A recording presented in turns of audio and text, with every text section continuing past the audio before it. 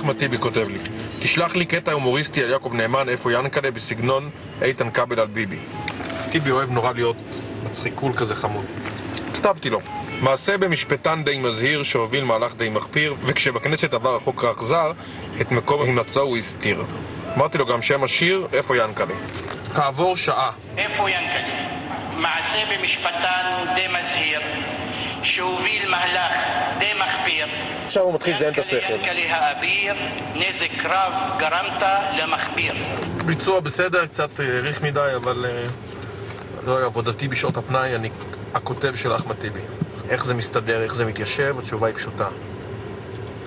הרומנטיקה מעל הכל. מקום יפה פה, לא, אחמד? למרות שזה קשה. דווקא רזית קצת, לא? אם אתה עכשיו גם מוריד את השפם, אתה בכלל נראה יהודי. פעם ראשונה יהודי מזמין אותי.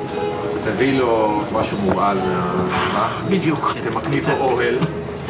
גם הוא גם יעשה דיש בסוף על השולחנות. כבשתם, אבל גם את הזעתר ואת הסלט הערבי. אני יכול להתחיל לאכול זה, בחברה הערבית או שלא?